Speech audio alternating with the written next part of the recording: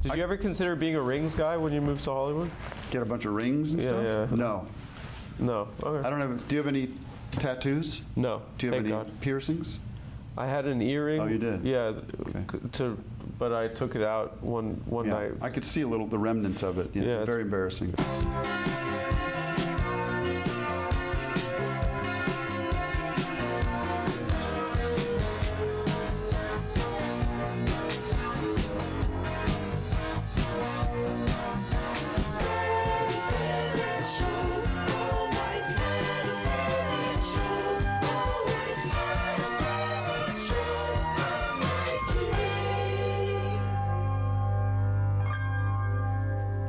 Ladies and gentlemen, this next guest is a legendary comedian, director, filmmaker. He's the host of On Cinema and Office Hours. Please welcome Tim Heidecker, everyone. Hey, look at you. Hey, the five guys. It's the five guys from the burger place. Yeah, it's my friends. Yeah. Guys, we're very excited to have you here. Your clapper guy said, as he passed me, he says, "Good luck." He said that? Yeah, I thought that's. He's an intern. What is he saying, talking like that? Good luck. He just got out of New York University, this kid. He's got a big future ahead of him, though. Sure. He's a good guy. I'll stay on his good side. I feel like I impart too much wisdom since Zach started, and it feels, I hope it feels genuine to him. Well, good luck. I guess so. Yeah, Tim, I told you this on the phone, but 12 years ago, you were in D.C. And Yeah. I was like nauseously nervous, and you ended up coming back to me and my ex-girlfriend's apartment. We hung out after the Comedy Bang Bang live show with James Adomian. Who performed I had like a DIY venue in DC, so he performed there before. Yeah, you told me that. I don't remember it, but it was I don't know. I was like, I've only acted like that twice around people, and it was you and Dice. I was like fumbling over my words when I met him. I was like, it's him. It was an odd move for me to go to, this would have been 12 years ago, go to an apartment. I was 14 years old at the time. Yeah, see. We smoked crack. Yeah. I bought you guys beer, right? You bought us by beer. The 7-Eleven. Yeah, and Whippets. I was living with my ex-girlfriend who's at that time receiving DJing lessons from my best friend, and they are married now. Cool. So, pretty good. They fell in love behind the ones and twos. So you grew up watching, you were a fan of what I was doing back on Adult Swim and everything? I was a big fan. That's and nice. I wasn't a celebrity yet, so I didn't know how to be around.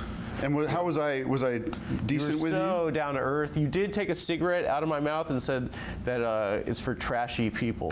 I did not really? Yeah, and you're like, promise me you won't ever smoke again. Oh, that's so funny. And I think I said, I promised. I promised. I was a real zealot with that back because I just quit. And I was a real staunch anti-cigarette guy. Yeah. Now I sneak one every once in a while. Yeah. You're like a reformed I'm at the wedding or whatever. I'll have one. Whose wedding? Anybody's. I go to so many weddings. I do comedy and magic at weddings now. just to rip six. Yeah. I'm doing a lot of magic at weddings. Yeah. I just found out that our Indian friend from college, I wasn't close enough to get the invite. But you get to wear like the outfit. It's like the one time you're allowed to culturally appropriate if you're the white guy at your Indian friend's wedding. Well, I'm culturally appropriating my own culture today, but it's just from a different era. What is that? This is all Amazon. Amazon? Really? Yeah. I had Blake Griffin on the show, and he's doing the MBA team, studio team for Amazon. Okay. And I asked him if he thought that the workers were paid enough at the factories, and he's doing it. Oh, well, that's. I mean, please call it out when you can. Yeah. Let's be honest about our hypocrisies. I don't know. Bezos is the one I respect, the one billionaire I respect. I know people lump him in with the rest, but I just like the fact that he's still a Miami guy. He's a good-looking guy. He just looks insane.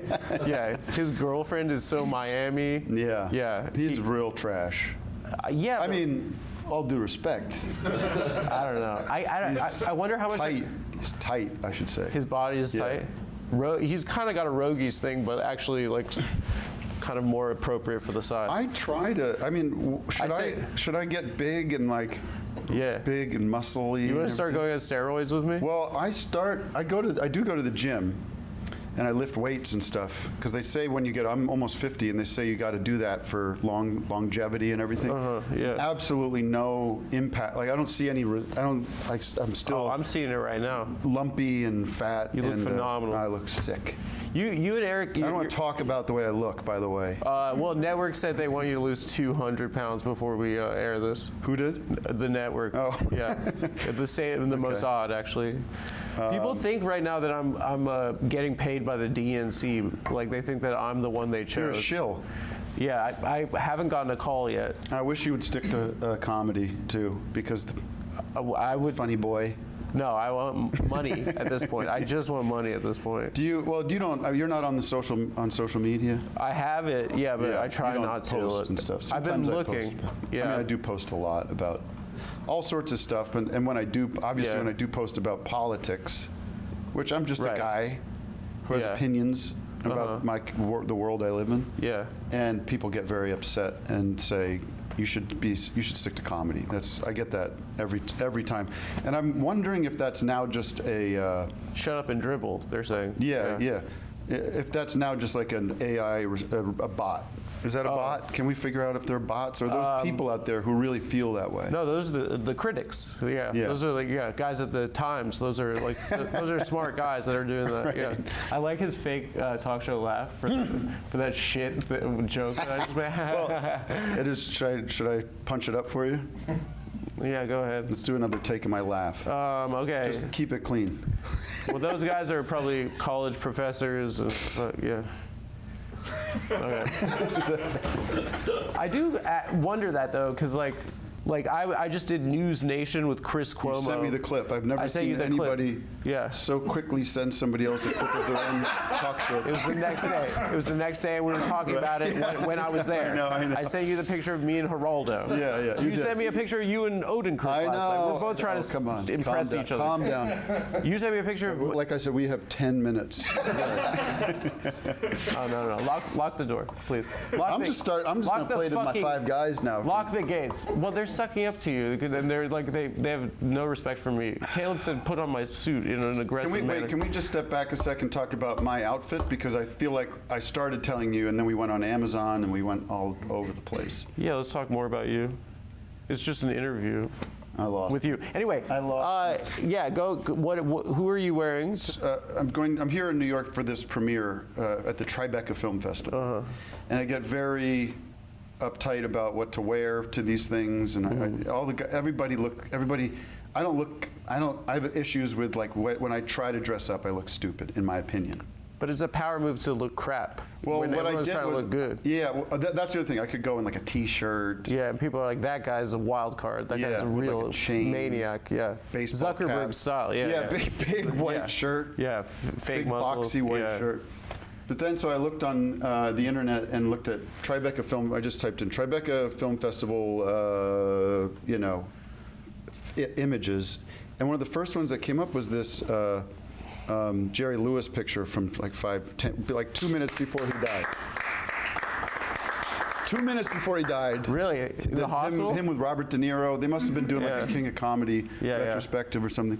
And this was what he was wearing, essentially. Really? And so I had my friend track it down and get me, I had this girl that does costumes for us, and so I'm going to wear this on the red carpet. So this is my little... Are you going to meet Bob? Bobby D? Bobby D, Bob Dylan. Yeah, well, those are the two best ones, I guess. I don't know how that works. I've been to the Tribeca Film Festival before, and I've never met him before, so I doubt it. What would you say? Let's practice your your opening line. Okay. Oh, there he is. Everyone does that to him all the time. Everyone does that to him all the time. Yeah. I would say, Mr. De Niro, pleasure to meet you. pass out. Yeah, that's good. Because he's, what a guy, what an actor. I've got nipples too, Greg. Can you milk? Yeah, that'd be good. He'd like that. Meet the Fockers. Imagine the moment they said, "We're doing this." Their last name is Fokker. No, I don't care what the fucking studio says. I watched Parents You can't say and that. Fockers. You can't say Fokker. It's Focker. Yes, we can. His name is Gaylord Fokker. You can't make comedy anymore. No. That's just the freaking Democrats, I guess. Yeah. I don't know about that. They took it away. I think it's the Democrat. I think it's Pelosi. He's a little cringy when he gets into the Trump stuff. De Niro? I must say, I think, yeah. I've also heard he's not like, well. He said "fuck Trump" the first. He gets real. He's real. He said "fuck Trump," yeah. and then there were all these videos of guys on Staten Island like smashing like portraits that they had in their house. So mad about. I had a lot of respect for you when I lost it, and they have like those posters. Airbrush paintings with Pacino, De Niro, Gandolfini. If I could be on one of those, that'd be incredible. I'm going back to you. Yeah, let's get back to. Okay, so like, what do you make of the common accusation that you and Eric just stole Sarah Sherman's whole act? I've never heard that one before. I believe you were at the Laugh Factory. Joe Rogan brought Sarah Sherman up on stage. This was 2004? Yeah, 2004. This was the day before Mencia. I think the Mencia one took all the headlines, but right. The Sarah Sherman video, and then her vagina exploded. Right. And you were like, that's a good idea. We should put this on Adult Swim. Yeah, Eric and I were club comics. Yeah. And we were just doing kind of like airline stuff, and vegetarians are wimpy people. That was one of my big, you remember that bit I used to do, vegetarians are wimpy people? I remember Sarah Sherman doing that bit. Yeah. No. Yeah. What I'm saying is Sarah Sherman was doing weird cable access kind of things. She was 10, I think, at the time. Yeah. The youngest comic at the comic strip, but I love Sarah. We produced some pilot for her before Lauren got his claws in her. Lauren, that's right. Lauren Boebert? Lauren Boebert. Yeah. I love pretending that he's a woman when I talk to my friends about him. This like Lauren running SNL, she's got to go. Yeah. I want to fuck the shit out of Lauren. Wow. I'm sorry. I don't know why I went there. This guy's a father. Did you audition for SNL? No. Okay. But can I tell you something? Yeah. It would have been so cool. I would have bombed. Yeah. I would have gotten so nervous. I still have a. It is still like cool. Seems like the evidence to me seems like the bar can be low, though. Like if you're auditioning and you just have it at the moment, you're just like, I'm the ketchup guy. And then you hear them like giggling. That's what I did. That's what you did? I got all the way up, and then like you had an audition for SNL? It was between me and Catan. Really? Mm-hmm. And he was the ketchup guy.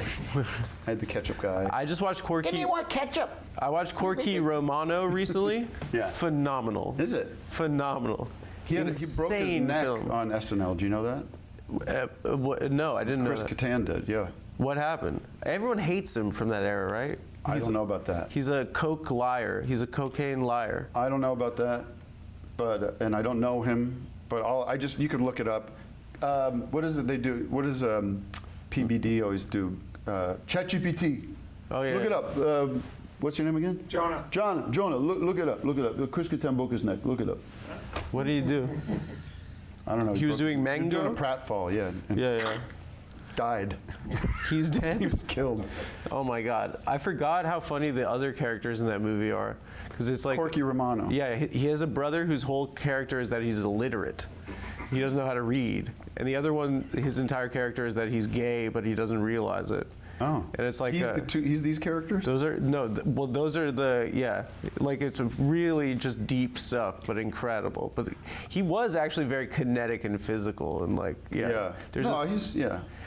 But my favorite. But you called him a cocaine liar, right? I did not. You did. I thought that's what he did, right? Yes. He claims he broke his neck during an SNL sketch called MSNBC Investigates in May 2001. He stated that the injury almost paralyzed him and led to a struggle with drug addiction and career setbacks. He did sniz because he broke his neck? Yeah. Yeah, and career setbacks. This is famous. I'm sure. I mean, if you don't want to include this because everyone knows this already, it's fine with me. ahead. But I'm sure everyone knows the story about Dana Carvey shooting Master of Disguise. I think it's not true. On 9/11, and he was in that turtle costume. I think it's not true Let's because it just is the pretend. best thing. It has to be true. It has to be true. It's like when my dad said like if the moon landing wasn't real, he's like it just has to be real. He's like it meant so much to me. Yeah. Yeah. Him being in the turtle suit. But it's been debunked? I think it has been debunked. It broke my fucking heart when I heard that. Turtle. Yeah, that unreal. Yeah. Taking a moment of silence in the turtle suit would have, that had to have been, it has to be real. I mean, who would have made that up? Probably Chris Kattan, Coke Liar. Yeah, well, or Mike Myers might have planted it, but because those guys were feuding, but. Really? Yeah, I mean, maybe it's one of those things where it's like, well, we were shooting that day, but I hadn't gotten into costume yet. Or, it could be one of those, like, sort of true, but not as good as we want it to be. Yeah. You're from Allentown, Pennsylvania? Yeah. You wanted to do comedy as a kid or no? Yeah, of course. Yeah, yes. What what did you see when you were a kid that you like? I mean, from the beginning, Abbott and Costello. No, I'm not joking. If you wanted a real answer, it's hard to not joke around. I don't have the Criterion collection. Abbott and Costello Meet Frankenstein's great movie. Is it? It is. It is a fun movie. It's really. It's good. It is really funny. I actually just recently saw Chaplin for the first time because I was like, "There's no way that's funny." Yeah. And it's funny. He is really funny. He's good at it. Yeah. He's good at what he's doing. It sounds like it's from the olden days, and it shouldn't be funny. I watched very recently, Sherlock Jr., which is the Buster Keaton movie. Yeah. And that's also like unbelievable. Not necessarily funny, but like he's doing stunts and elaborate jumping off of trains and like Mission Impossible kind of stuff. The clock thing, right? That's not him. That's Harold Lloyd, I think. Anyways, sorry. I mean, just a repeat of. I could go through like a million things, but definitely Weird Al Yankovic, Weird Al, SNL, Kids in the Hall, Monty Python, in my high school days, Spinal Tap, anything I can get my hands on. There wasn't that much. There was not, I didn't have the internet the way we do now, and so I was just whatever was. There was no like underground comedy that I was watching, Well, I was talking with Caleb before the show. It's like interesting that like Steve Martin was like selling out Madison Square Garden, and like Andy Kaufman was like huge. Yeah, he was on. I mean, those things nowadays. I wonder if they could be mainstream nowadays. Like, what was it about like that era where like something so left field could be like I don't know. Embraced like in the mainstream sense. Steve Martin and Andy Kaufman are very similar. Yeah. I think Steve Martin's way more palatable. Like he kind of did a lot of the same things, but did it a little broader, and not in a bad way. Just in is what it is. It was, but I think my opinion is there was not that many outlets, so. People were watching what everybody's kind of watching the same thing. Right. But it's weird. They worked very hard. Though. It is really weird. Especially to be the first guy to be like doing weird shit like that. Because Kaufman is kind of like emulated so many times now, but it was kind of the first guy. Yeah. Right. There were a few very like brazen, artistic-minded producer types that pushed for that stuff. Yeah. I got to give credit to our friend Lorne Michaels. Oof. He was early adopter of Andy nurse. Yeah. I mean, say what you will, but it's true. He was the first host of SNL, right? Andy Kaufman? Wasn't it? No, it was George Carlin. But he was on the first episode. I'm writing a book about the first year of the first episode of SNL. I'm actually writing a movie about the first episode of SNL. It all takes place that one night. Mm. But my other point was that they were They were baby boomers playing. They were the first generation to have grown up on watching television, and they were sort of the first guys that were making fun of television or making fun of entertainment, being like postmodern about it. And that made sense to a lot of my parents' generation. They understood how they grew up with the pretense of the phoniness of show business, and it hit right at the peak of that. And there were a couple guys like Steve Martin, Andy Kaufman, and Albert Brooks's talk show appearances. Have you seen those? He was the second host of SNL, second episode. No, he made films for SNL. Yeah, no, never hosted. Albert was like incredible as a guy. I mean, he did like a Norm thing too, right? Yeah, it was like high concept. Yes, very written. He did like the ventriloquist thing. Have you ever seen the ventriloquist? Of course, yeah. He's the best. He's the best. We just in the office watched the Gary Marshall scene in Lost in America to take a break. Yeah. I wish, I'm not the kind of guy that I'm doing this lately. Like the Jordan Peterson thing where I close my eyes. Yeah. To try to remember Trans people don't exist. Yeah. But it is helping me these days. But I'm not the kind of guy that memorizes stuff, but I would like to have that scene just fully memorized. Yeah. And be able to just tell my children, act it out. It's kind of like one of the best like scenes in any movie. Like The Desert Inn has heart, right? The Desert. I was saying that I just hate that song. I do. I always remember it's not a good song. He's like, I'll write a jingle for you. I can't give you money back. You're a nice guy. You've amused me, but he's unreal. It's the best. He's unreal. Speaking of Gary Marshall, I mean, we should just acknowledge who I sat in front of last night at. Penny Marshall? At the Glengarry Glen Ross. Who was that? Arthur Fonzarelli. No shit. The Fonz. Tiny, right? Like 5'1". Yes. I saw Scorsese once, and also just 5'1" and just dressed so slick, and I was like, that's the coolest guy I've ever seen in my life. I felt very well. It's funny you mentioned the height because we were fairly. Close. I saw Glengarry Glen Ross on Broadway. Mm-hmm. All right? It's a big deal. Check it out. Let's get applause, maybe. Give it up. I saw the play. Yeah. In a lot of ways. And so Fonzie was I mean, if we're talking about my background, the guy that we sent a videotape to was Bob. Odenkirk. Yeah. And Bob, to this day, is still someone very close to me, and like, I'm just being honest with you. He was my mentor. He's almost like an uncle figure, a father figure to me, and still very close. And it was very moving to get to see him in this play. Like, he was so good, and everything about it was so good. And I was there as his guest, which was quite an honor. But the theater was, I had these wonderful seats, fairly close. But the stage, the stage itself was fairly low, and the seats were not. These were not stadium seats. I promise you, I'm going somewhere. So you're blocking Fonz. So I'm blocking the Fonz. Really? But there's a guy in front of me who's bigger head than me, higher up, and so my view is blocked. And so I'm trying to find this like medium where I'm not out of respect. Out of respect for Fonzie. And he was, by the way, he was very nice. And do you Matt Winkler? Well, I did a movie with his son. I was in a movie his son directed. So that was my in. Oh, really? I turned around. I said, and people were coming up to him and stuff. And I was trying to be respectful, but I said, I did a movie with Max, and he goes, I did this movie called Flower. He goes, of course you did. And then he was so sweet. And then we got along real. He wanted to know about me, and we talked for a while. And you hung out all night? We went backstage. You went back to your DIY apartment? I don't want people to say things about me, what I'm this elitist and everything, but there are moments that you have in life where it's neat to be in this business show. Yeah. And I mean, I grew up, I don't know about you, I'm watching the Fonz every week.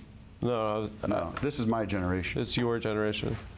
I was watching the news, Wolf Blitzer. I was watching. No, you were watching. I was watching the OJ trial. Iraq getting bombed in the '91. I remember the OJ trial as a kid. That was like remember it one of the as an first adult. things I remembered, because my dad was like the only white man in America who was convinced he was innocent. Really? Yeah, I think he was projecting his own life onto the trial. Was your dad you're from D.C. Was your family? No, I'm from Las Vegas actually. Oh. Yeah, I was born in L.A. and then we moved to Vegas. The Desert Inn has heart. Dude, it's such a bad song. It's terrible. Well, he's desperate. He's in his robe. He's not. The first idea is not going to be the best idea in that situation. It kind of works actually, if that's the reading of it. It was always just like, stop that. You could make up a better song, Albert Einstein. I like it. I don't have a problem with it. I'm not with you on that one. I mean, those movies are so good. Real life is so good. I mean, this is like Lost. I'm going to say fairly early, maybe high school, but Lost in America was a movie that we'd watch. My parents had great taste in comedy, so there was lots of those movies on. And my cousin and I used to watch that Lost in America, and the scene where he's the crossing guard. Yeah. And the kids are riding their bikes around him and calling him a Brillo pad fathead. Yeah. We'd say Brillo pad fathead all the time, just like that made its way into the lexicon. Yeah, absolutely. Yeah. And you bullied a lot of kids growing up? Did I bully a lot of kids? Yeah. Not that I recall. Were you a popular kid? A little respect. Let's get some WD-40 on that door. I was at the gym this morning at the hotel, and they have the Peloton there. Yeah. And it was doing that. Did you complain at the front desk? I thought about saying, not complaining, but letting them know. It seems like no one is going to do anything about this. It's too squeaky. Yeah, and it's a small room. And it's just like, even with my headphones on, I just hear. It sounds like kind of a sexual, sex vibe. Was I popular in high school? Yeah. Not. Yeah, I had a morning. No joke. Had like a closed circuit TV morning show in high school. Really? Yeah, in my last year of high school. So the last 2 years of that. Yeah. So you'd kind of been doing that thing for a bit. Yeah. We did like a wacky morning news show that was in everyone's classroom every morning. And they let you do it? They did. Did you get in trouble at all? I don't remember getting in trouble. We probably did, or probably got told to not do things. I have a pretty bad memory about that stuff. But where I grew up in Allentown, I went to Catholic school, and not very diverse, I should say. Not a lot of other types of people around in Allentown in the 90s. And I went to Temple University in Philadelphia, which is very diverse, lots of different kinds of people, and quickly became really good friends with a guy named Jared Alterman, who's Jewish. And when I took him home to meet my parents. I didn't take him home to meet my parents. Did your dad show his gun? He came back with me, and he was like, "Hi, I'm Jared. I'm Tim's Jewish friend." I'm like his first Jewish friend. Really? What did your parents say? P.U. He had to get fumigated and everything before he came in the house. Yeah, it's kind of a Borat style family. Yeah. No, they thought it was funny, but that was kind of the environment I grew up in, pretty monoculture-y. Did Billy Joel get it right in the song? Well, I think Billy Joel got it pretty close, but it should have been called Bethlehem, which is the city next to Allentown. Really? People don't say that. You know it's called Baba O'Reilly, actually? Baba O. That song. Yeah, of course I know that. Yeah. Okay. And do you know why? So do you think that it's because Pete Townsend was into this child guru. pornography? Oh, no. Okay. He's into this guru named Baba something. Baby? Baba. Baby? It wasn't O'Reilly. Baby O'Reilly. What? The Bhagwans? No, it was just Bhagwan? Baba. Bhagwan? Sure. Baby. For the sake of no, he's not. So you went to college with Eric? Yes. And then it was film school? Then post-grad, med school, and we also went to law school. You're a lawyer and a doctor? Yeah. Wow. And so then what led you into Sarah Squirm style, to copying, or no. I feel like especially growing up with your guys' stuff, it's just been replicated so much. Yeah. That as an aesthetic, and I know that you directed a lot of commercials that kind of like were in the language of Tim and Eric. Yeah. Did you do the Old Spice commercials? Well, we did one of them. I don't think we did the one. We did the one with Terry Crews. His breasts. Yeah. Did you have him do the boob thing? I kind of feel like they're like when you do commercials, you have these ad agency types with that was such a weird sip. Well, because it's dripping, and I just got this suit. Look at all these drips. I know. I was earlier today. I walked around and got my hair cut. By the way, I don't know if you noticed. In the suit. No, in a white T-shirt, and I got a coffee, and it was just like I had dribbles all down this white shirt. It was like, And there were girls there? I don't know how to live. Huh? There were girls looking and everything? Probably, yeah. It's fucking embarrassing, man. But in these commercials, you have these ad guys who kind of write everything, and most like we're there for like 10% of the zhuzh, of like the little extra push. Yeah, I was and getting it done, and just kind of like facilitating the production of the whole thing. So, I don't take a lot of like pride or ownership over any of that stuff. But the aesthetic kind of bled itself into like the kind of zeitgeist. Yeah, I mean, like we were doing that on our own and I should always say, like, I always try to make clear that when we say Tim and Eric or me or Eric or anything, it's really us and like Doug and John Kreisel, Ben Berman, Jonathan Mugar, like small group of people that were doing a lot of the work as well. It's also very editing heavy. Yeah. I mean, like that's kind of like a half. I'd say half of the equation. Perhaps. I was barely a part of when we say you just Tim and showed Eric. up. I'm a hired gun. Yeah, could have been anybody. I heard you were whacked out on I was on a lot horse. of keto at that time. You were on keto? A lot of keto, yeah. Really? Keto bean. Really? Oh, I saw this great clip I was watching an old movie on the plane. Rat Race? No, it was Armageddon. Oh. I was really watching Armageddon. I love that movie. It's really good. Criterion Collection. I don't know if it is. It is.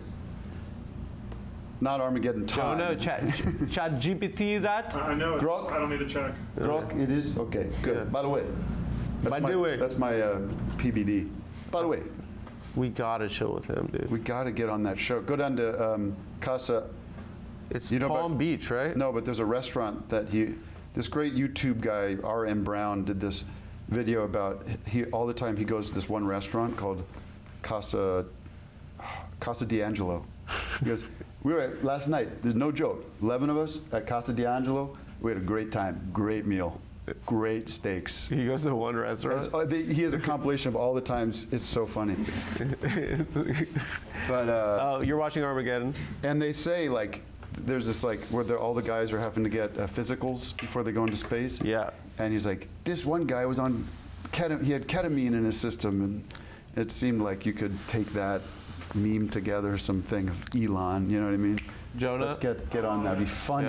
Yeah. Blow up the internet. That'd be really funny. Do you think that, like, what replication of that your guys' style or aesthetic has bothered you the most? What's the worst kind of attempt at the Tim and Eric Adult Swim kind of language?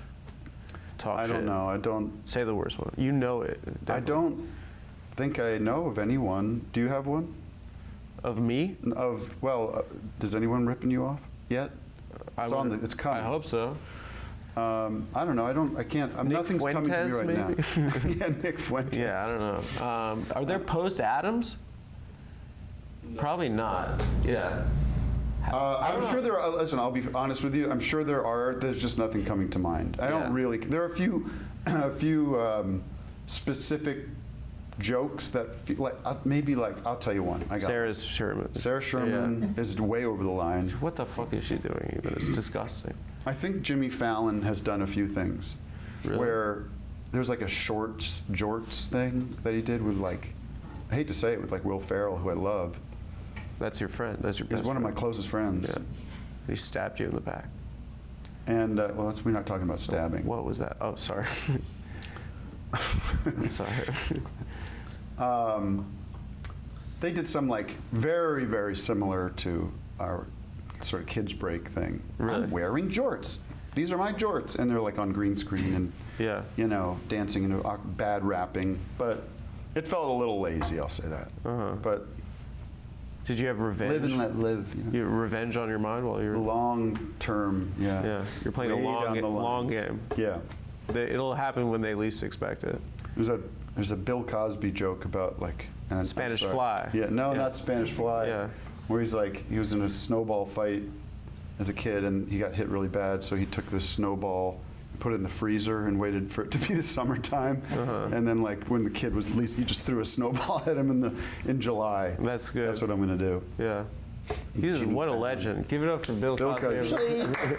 There's the deal.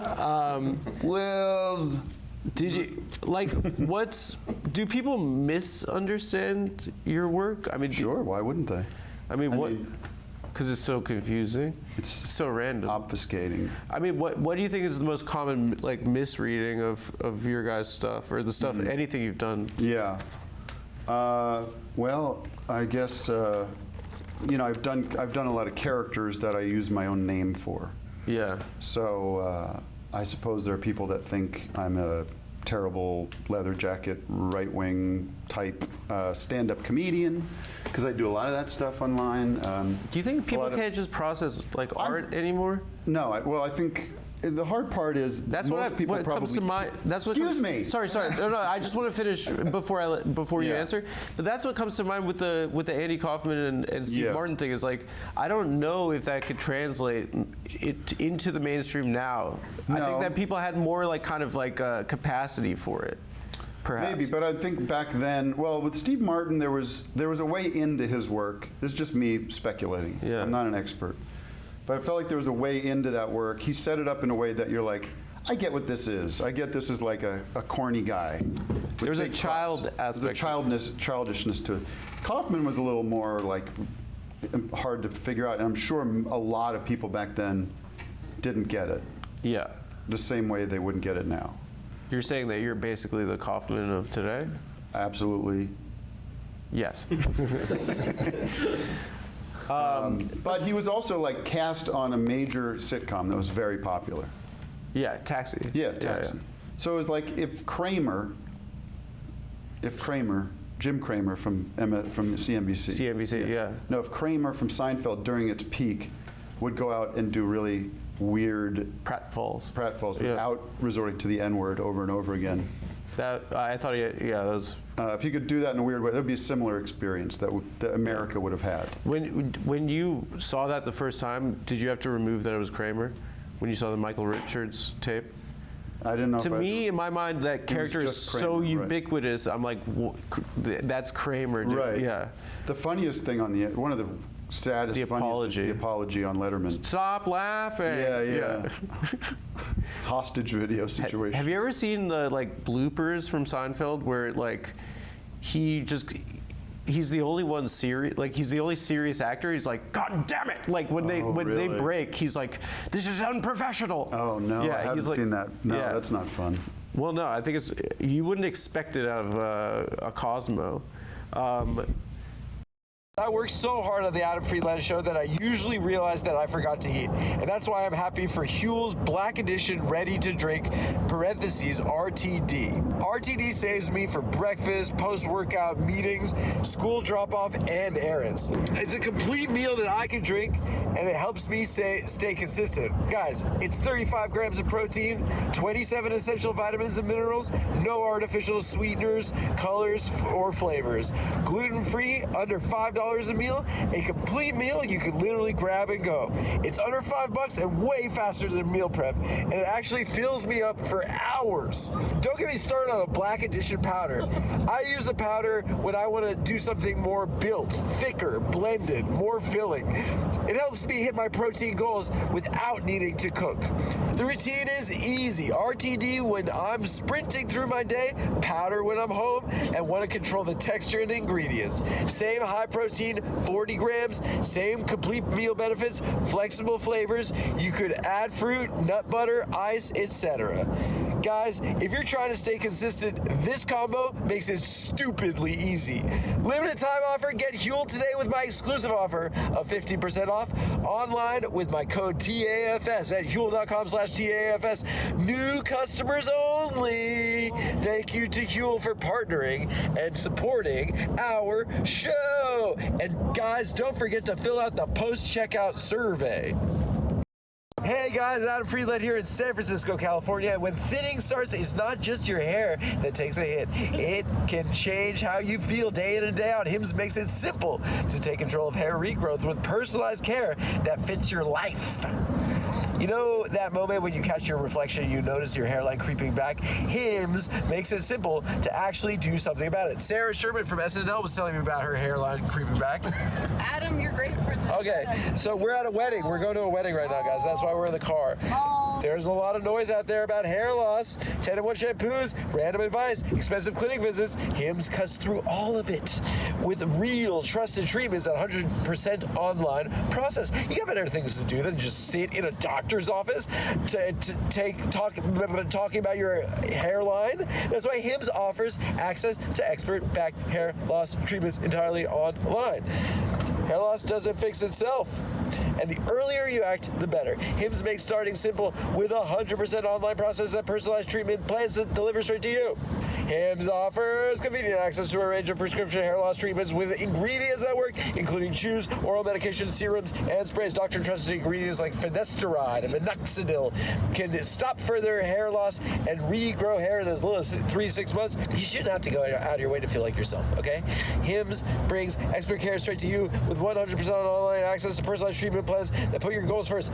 Find the right hair regrowth treatment for you with flexible subscription options and access to 24/7 provider support and once-a-day treatment options that fit your daily routine. Think of Hims as your digital treatment front door that gets you back to your old self with simple 100% online access to trusted real health concerns all in one place. For simple online access to personalized, affordable care for hair loss, weight loss, and more, visit hims.com/TAFS. That's hims.com/TAFS for your free online visit. hims.com/TAFS. Featured products include compounded drug products which the FDA does not approve or verify for safety, effectiveness, or quality. Prescription required. See website for full details, restrictions, and important safety information. Individual results may vary based on studies of topical and oral minoxidil and finasteride. Thank you. This talk show is sponsored by / brought to you by Squarespace. Squarespace is the all-in-one website platform designed to help you stand out and succeed online. Whether you're just starting out or scaling your business, Squarespace gives you everything you need to claim your domain, showcase your offerings with a professional website, grow your brand, and get paid all in one place. Guys, I first used Squarespace when I was starting out in comedy, and I made my very own comedy website where I listed all my big comedy shows when I was a young comedian. And Squarespace gives you everything you need to offer services and get paid all in one place, from consultations to events and experiences. Showcase your offerings with a customizable website designed to attract clients and grow your business. Get paid on time with professional on-brand invoices and online payments. Plus, streamline your workflow with built-in appointment scheduling and email marketing tools.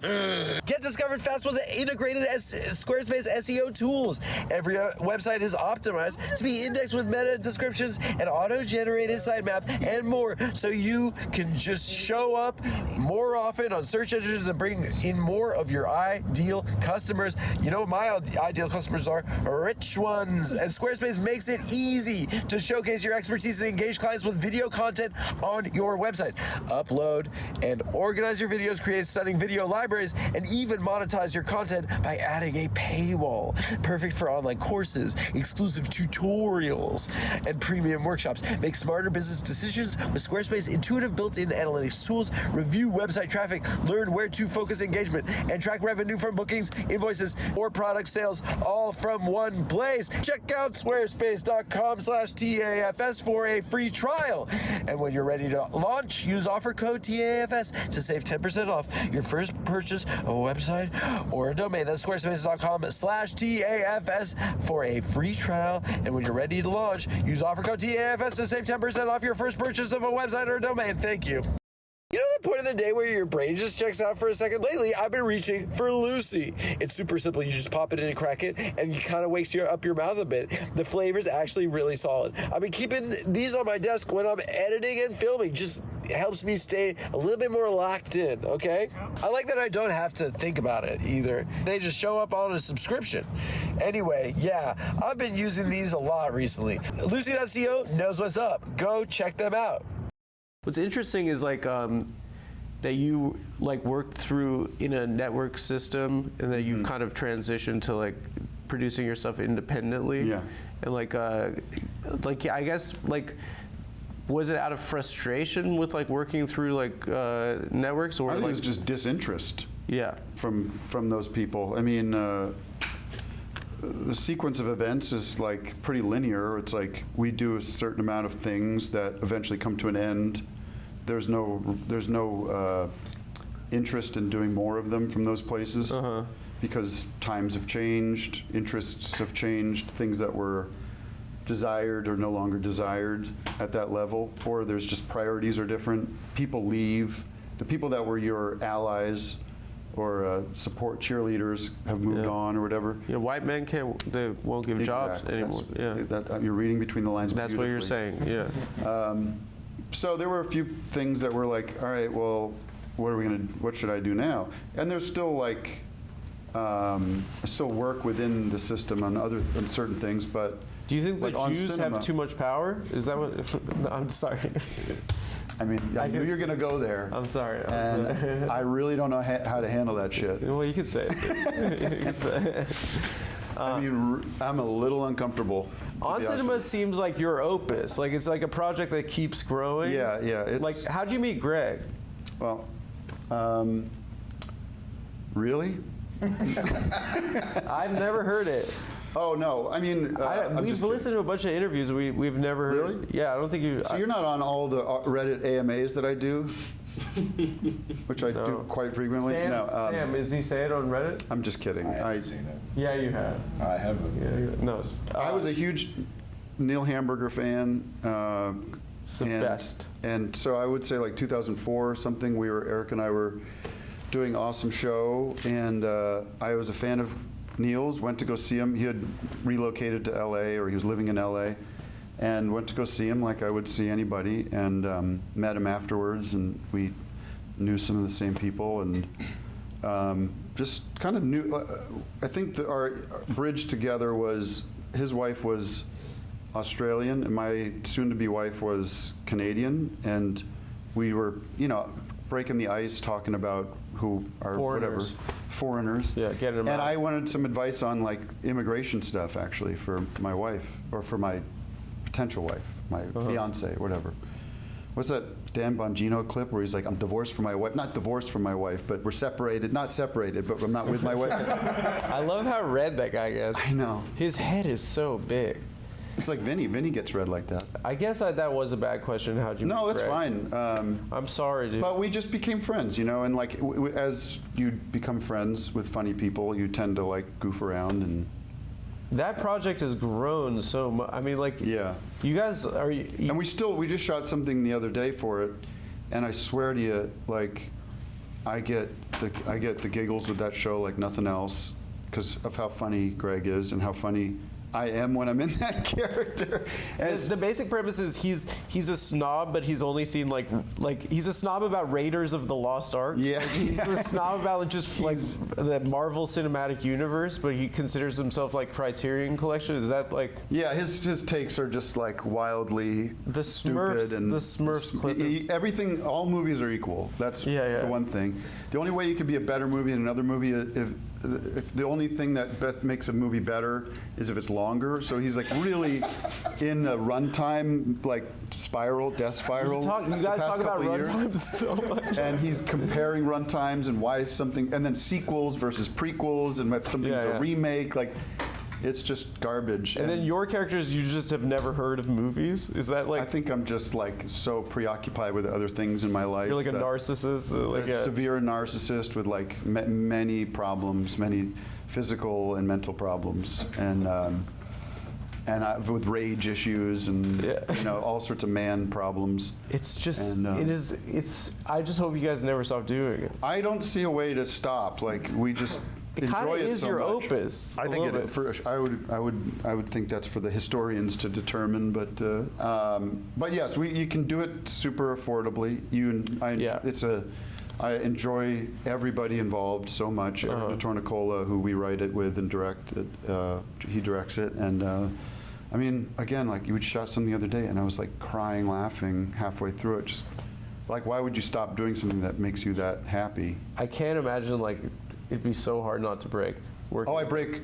And so does He's so good at that character. He does a thing that we've talked about for years, and I do it too, but because a lot of it's so improvisational, if you get into this drone where you start talking and you're just talking for a while and you're going on and on about something and you're waiting, you're just like, wrap it up, because if you're gonna laugh, you're gonna spoil a minute of footage, so you're just like, just get through it, but sometimes you just break. And there's a clip from the last season where he was talking about the Chalamet Wonka as it should be considered Wonka 4. Yeah. Yeah. That he's what did he say? There was something about like Wonka, like Wonka heads. Why am I doing this right now? Well, it's all independently produced now. The High Network, HighNetwork.tv is where you can, for $5 a month. And it's been working. We get to make it for without anybody else involved. You've been doing music. At a certain point, like you released a Sincere music. Yeah. And like making all the Irony Boys very uncomfortable. Yeah. What was that like? Is it like Dylan? Like Royal Albert Better than Hall? Dylan. No, not the music. But it's just like just the feeling of it. Seeing those clips of like the people being like, I came here for a fucking folk concert. Yeah. It's just like you. Rock and roll. They're like mad about it. Guitars. They're so mad. I love that stuff.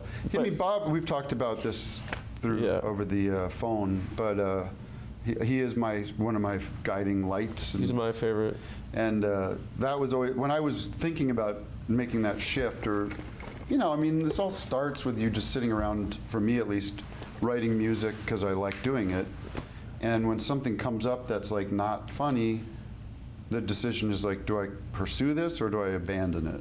Was that stressful at first? No. I thought it was cool. I thought it was like, this is an exciting thing to try to do. Yeah. Because I think I got to a place where I was 40 and had gotten married and had a kid and was like, all right, I'm like living life. I'm not just like all about the goofs in my personal life. Yeah. And maybe I have things to say or I have a perspective that's not all clowning around. I think so. I'm sorry, I cut you. No, but that's all right. I mean, but looking at Dylan and being like, oh, that guy didn't give a shit. He just did what he wanted. He zigged and zagged and like tried shit and wasn't really worried about it. Now, maybe he was worried about it. I mean, he never talks about it, but it didn't look like that. So I just, and I had enough people around me that like serious music people that were like very encouraging and supportive. So I continue to do it because I'd get pleasure out of doing it. I guess what I'm like probably projecting onto your decision to do that is that there's kind of a you can insulate your feelings through irony, right? So like someone could be like, this sucks, and you're like, it's supposed to be bad, right? But like releasing music that's so sincere is scarier in my mind, at least. Yeah, there's nowhere to hide. I mean, but it's also like, plus music's just better than comedy, so like it would be like I would want to do a good job. For this, I'm like, I've pooped my pants and stuff. It's like, I mean. I thought the interesting thing was like, can you do both? Can you go back and forth whenever you want? Yeah. And maybe some people have a hard time with that. For me, Yeah. But Did you think I plan to be doing this for a long time. In the biz of making. I was literally going to say in the biz of making show. That's right, baby. So gross, right? Yeah. Like I'm a lifer, and I plan to live for a long time. So. I've got some designs on how to do that, medical things that we're going to be talking about very strongly. What have you been doing? But the weights. The weights, yeah. You probably get 140 years. I mean, we talked about Andy Kaufman before, but it's like, don't you think like Andy Kaufman got out early? Because of cancer? Yeah. Yeah. So like if he's like 48 and he's like still going on Letterman, doing like Weird Guys, yeah, you might be like, all right, yeah. it'll play itself out a little bit. We kind of felt that we did Come Town before this, and What was that? for the last like 4 or 5 years, we just And like, now what's that? it was a podcast Okay. for Like WTF or? pretty much like that, yeah. But like, yeah, we for the last of 6 years, for the last 4 years, we're like, oh, we're gonna do this crap again. It was like Yeah, a yeah. little bit like, what if Elvis Presley was Chinese, and like it would go a little something like this. Right. You These figure out guys your- loved it, but it was just like it felt like You could play you figure out what's working, and then it's the balance of how much do I continue to play into what's working versus like stretching and trying new things and right. But so you've been navigating like a journey of the sincere to some degree? This show feels like the first time I've ever tried. Right, to be because honest. you're like tried just At doing anything. Right. Yeah, I because saw it's you say scary. that. It's scary, yeah. But It's so like you if can be something like- sucks, then it'll hurt your feelings if you work Yeah. really hard on it. You But know? people seem to like where you're going, right? Do you have people Thank that are God. like, this sucks because why don't you go back to, like being offensive for the yucks? No, maybe, but you at this don't pay attention At to this that. point, I don't pay attention. If my friends like it, I'm happy. Yeah. And my dad can watch it now. Yeah. Yeah. And he's proud of you. becoming a little bit of a stage mother about it. It's a little bit annoying. Well, Yeah. let me send a personal message to your dad who's watching right now. Fuck off, Adam, old man. what's your name? Take a look What's at my his life. name? Old man, take a look at my life. I'm a lot like you. I'm not like him at all. What's his Actually, name? I'm Max. Max? Yeah. Let me speak to you for a second, Max. Careful. Your son, Adam, met me with a gay man at his apartment 12 years ago. You and a gay guy? James Adomian. Openly gay, proudly gay. And Adam was such a fan of mine. I inspired who he is to this day. Not much, actually. And It's a little bit I'm here to tell you that he's made good on that by having his hero come on his little podcast.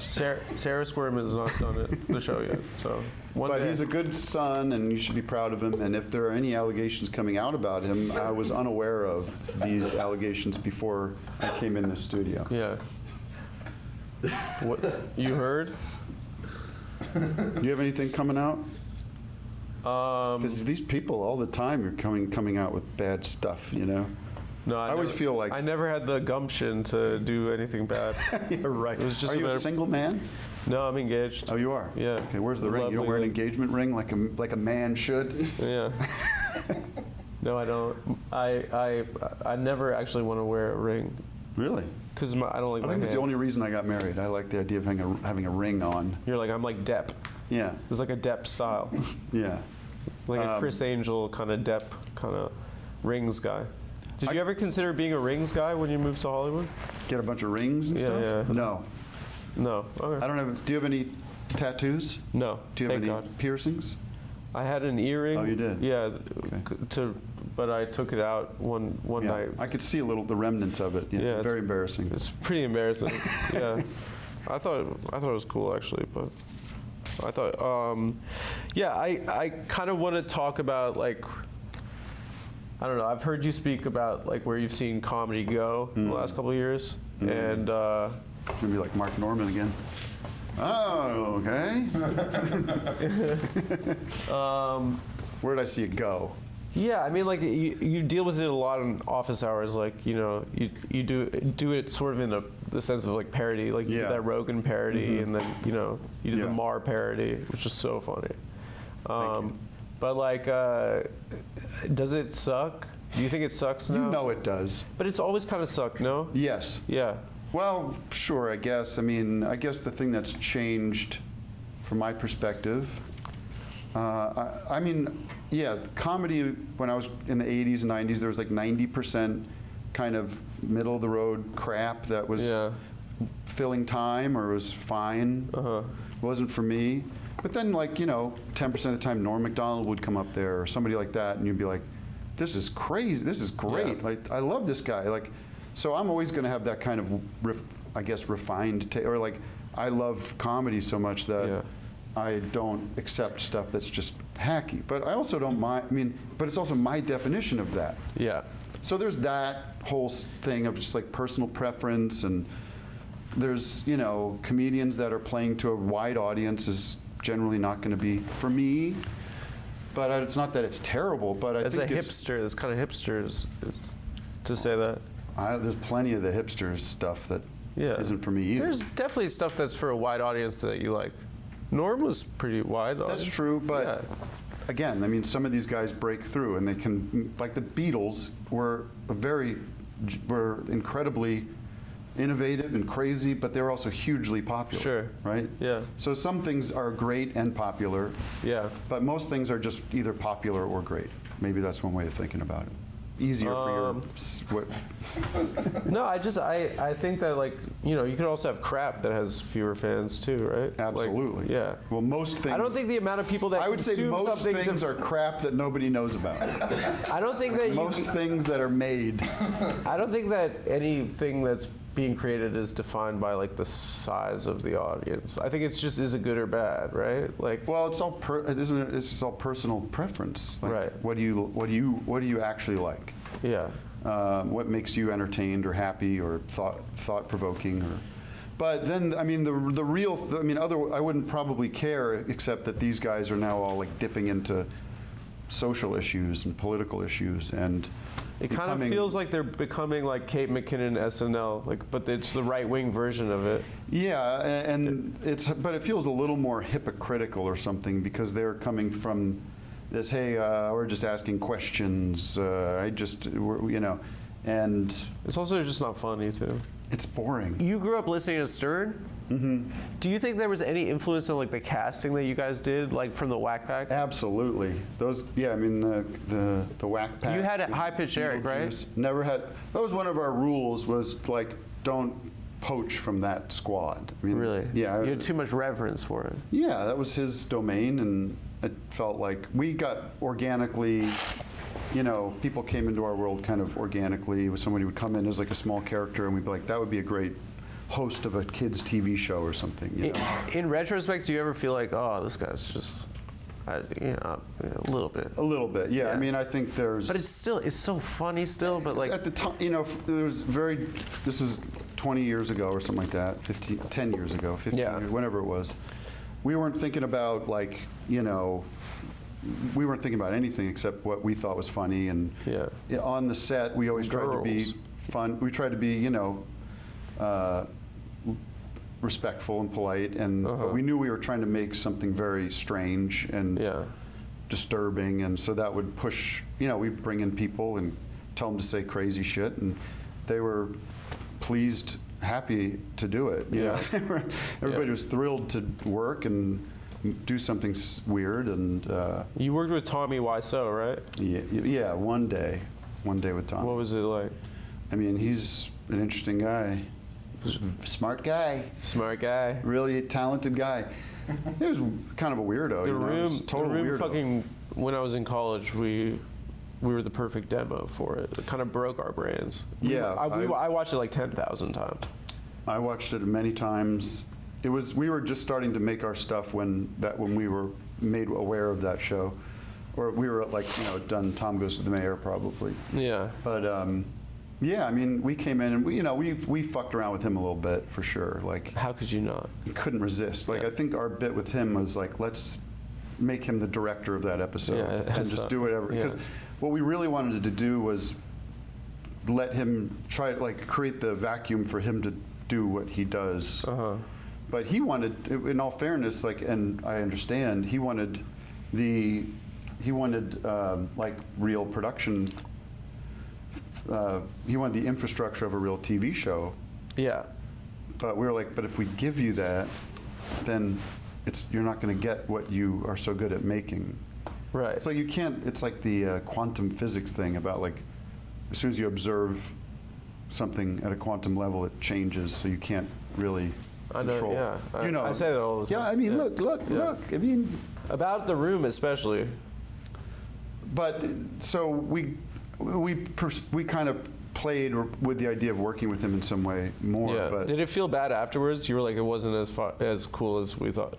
I feel like it was just. It sounds to me like you're saying it was just a drag to meet this guy. No, it was not a drag. It was very interesting. Were you laughing a lot? I like being around eccentric weirdos. Yeah. Whatever you want to. That's the thing. You go down. You pull the thread of like, what do you mean by weirdo? Right. And then you go, well, maybe that person. You don't know what their background is. You know, if they had some kind of, I guess it's like, does someone have? I guess the threshold is probably, does someone have a developmental disorder? Yeah. And I would be much more. As a teenager, it was. I was listening to Howard, and it was like. Exactly. And my position on that is evolved, and it's not something I would want to do anymore. But at the time, it was what not everybody was doing, but it didn't feel like, oh, this is wrong. It just felt like these are interesting weirdos that I want to put on TV and treat like they're celebrities or something. It was like.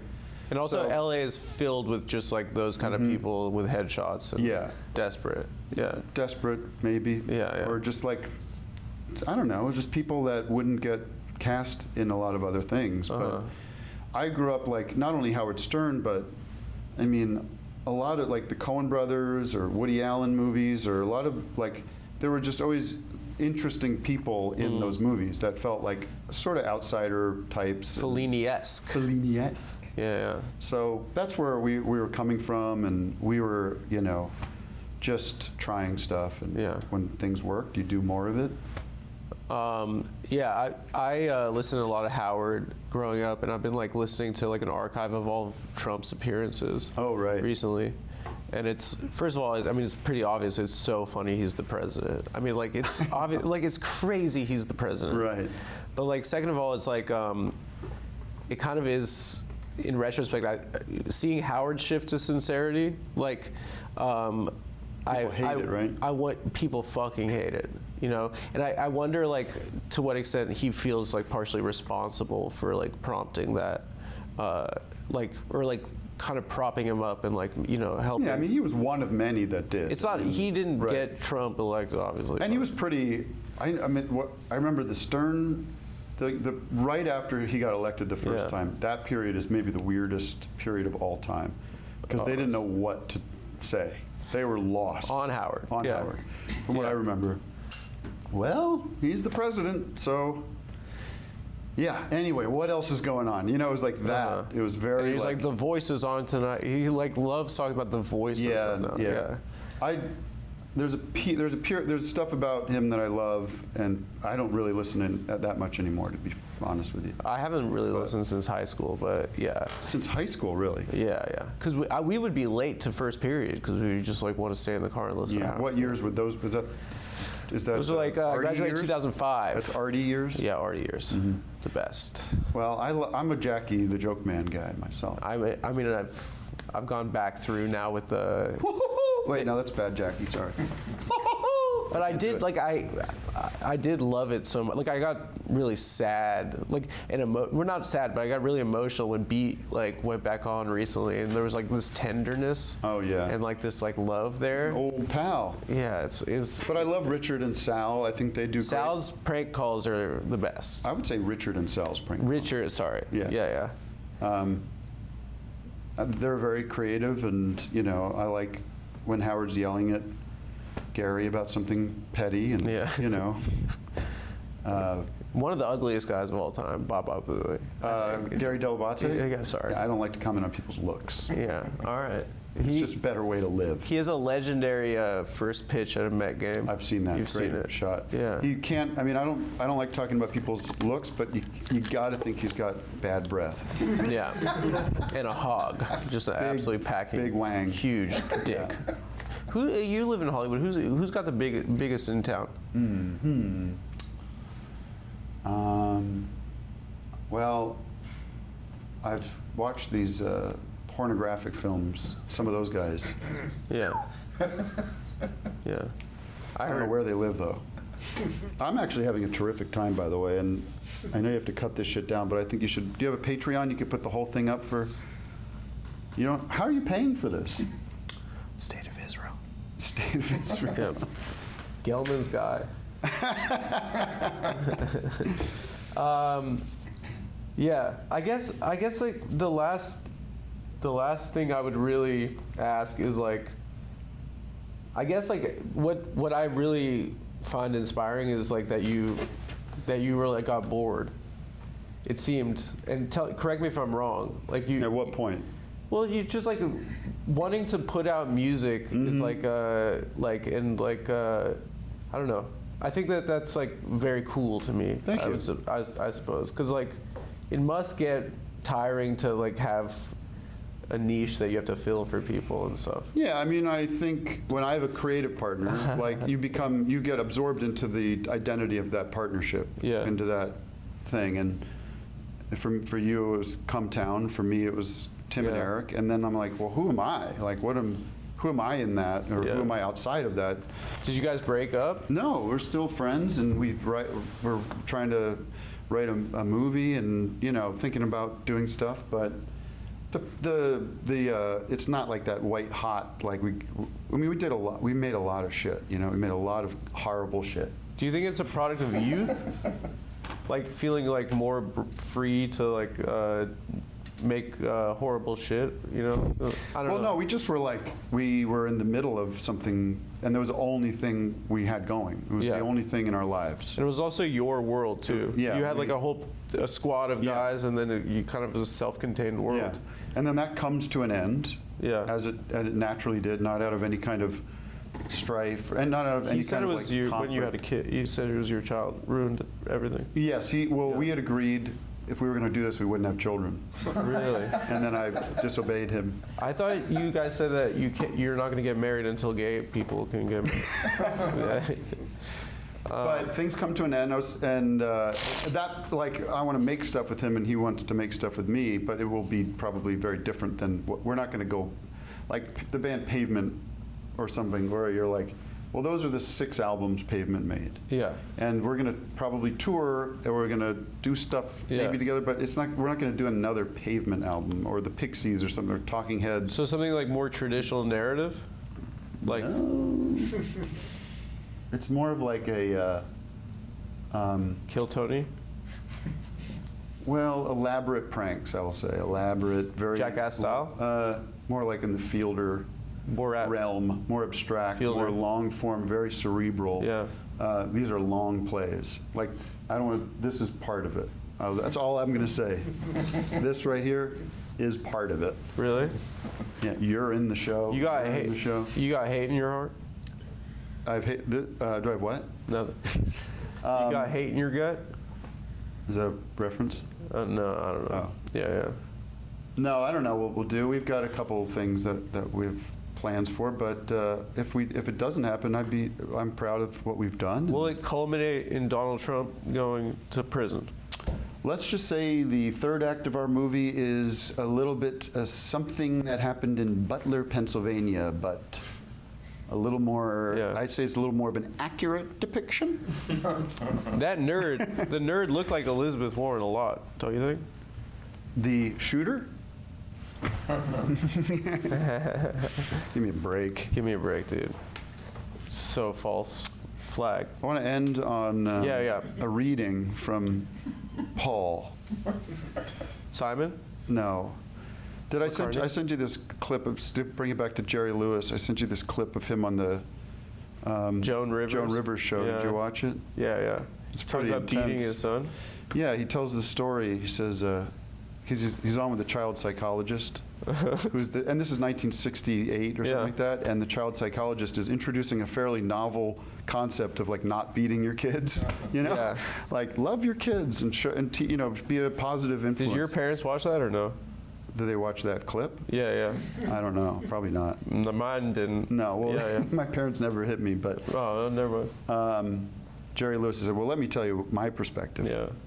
My son, Gary Lewis from Gary Lewis and the Playboys, which is true. That's really his son's name? That's so funny. Came home with some grades that weren't. Let's do it without the sniff. Sorry. I didn't take Claritin today. My son Gary came home with grades that were below my expectations for him. And he knew that Yeah. he did not live up to my expectations, and he came into my office, and I have a belt. I have a big Western belt. Nice. And I took the belt off, and he pulled his pants down, and I gave him a whack for each grade that disappointed me. And they left 3 fairly sizable welts on his rear. That's hot.